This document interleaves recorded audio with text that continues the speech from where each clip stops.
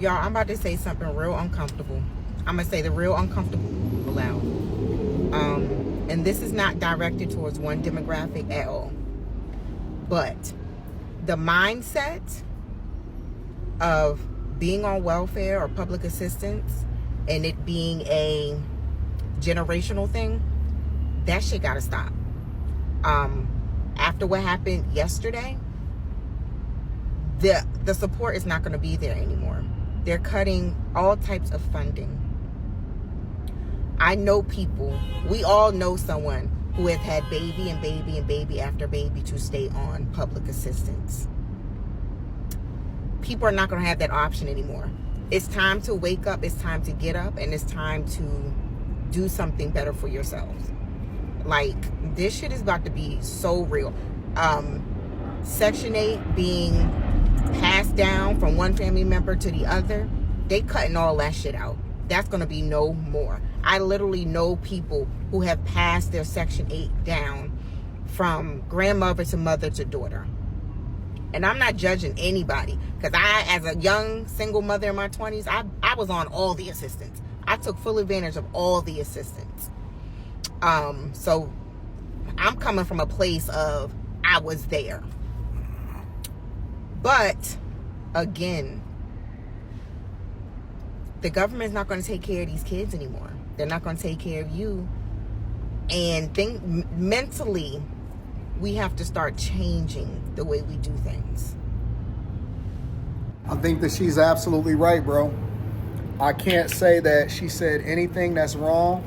I know that most of us that come from a certain community, actually, we are familiar with this whole thing, and that we've known people who has basically been on food stamps their entire life, and they've never made any effort to get off of it whatsoever. Now, let me be very clear. I think there are people that need it, right? I know people that are disabled that have paid into the system that now need some form of assistance. I know people that, fell on hard times and that they do need some form of assistance. I think that Section 8 food stamps, it could be beneficial if it wasn't so taken advantage of. And we've seen the system become so corrupt, and that there are people that have been on it their entire lives, which has completely baffled me, right? Because when I was going through it and when I lost my job in 2008, and I actually had a child, my daughter was born in February of 2008 at the height of the crisis in Detroit, Michigan, I didn't qualify. For whatever reason, I didn't qualify. So I had to grind and hustle, and we basically had to stick together. We had to band together as far as community resources to make sure that we was able to make it. We all moved in together. We figured it out. We pooled our resources. We split bills. I went and got 2 full-time jobs, and we just made it work. We figured it out. And actually, it turned out to be a blessing, because not being dependent on the federal government allowed for me to really show my worth, to show what I was or who I was as a man, because, those hard times kind of gave me the mentality to grind and hustle the way that we really taking advantage of it now. But my point is that it's not uncommon to be in the hood or to be in an environment where you see people completely take advantage of the system and they benefit off of it. And it's not supposed to be there for that. Food stamp Section 8 government assistance, it was not supposed to be extended over to migrants. Y'all let the migrants take advantage of all of these government food programs and stuff like that. And that's one of the reasons why now it's going away. It's going to completely go away, because we've abused the system. And you've let a large number of people basically run it into the ground, make it insolvent, to where now we got to scrutinize every single person that's on it. And I think that they should be scrutinized.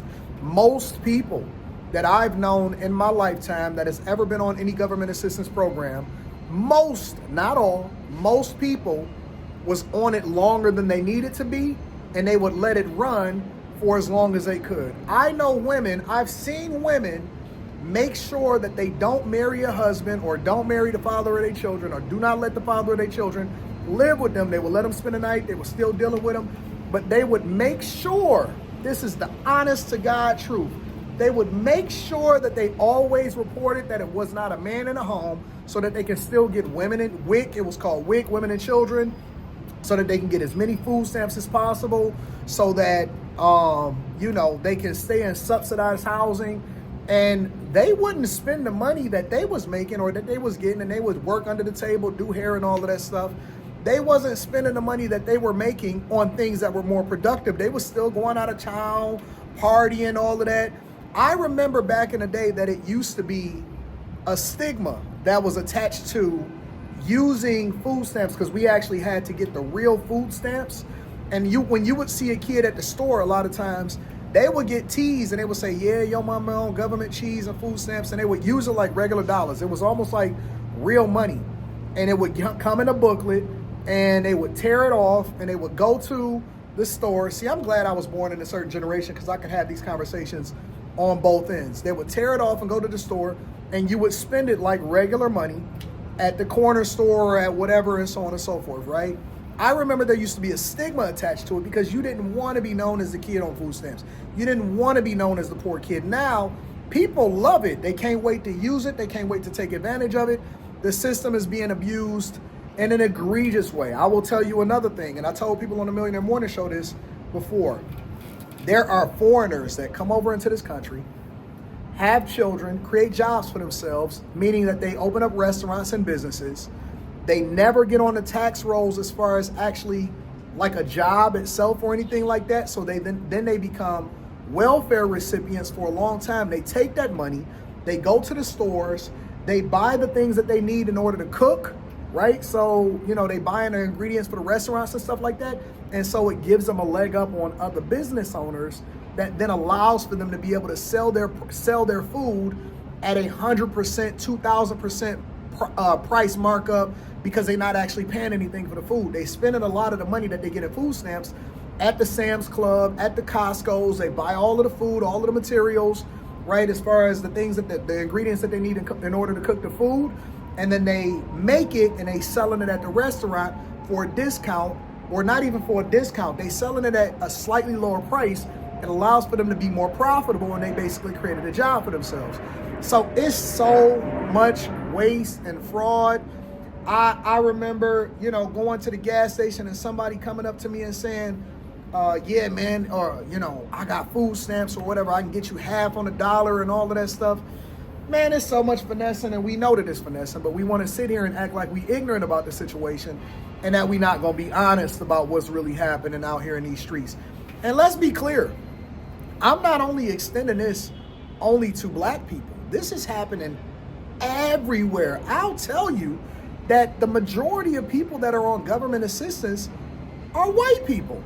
So, I know that somebody knows somebody that actually is using it the right way, but a lot of these people look to it for their lifestyle, their longtime government recipients.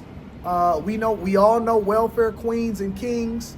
And this is largely a woman thing. So we just gonna have to get it together. You're gonna have to get a job. You should have had your stuff together for a long time. People have taken advantage of the system, and now the ride is up.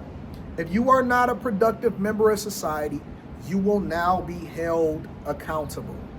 If you are not a productive member of society, you will be held accountable for the fact that you are not doing what you're supposed to do, and only the strong survive, which is what it should have been a long time ago.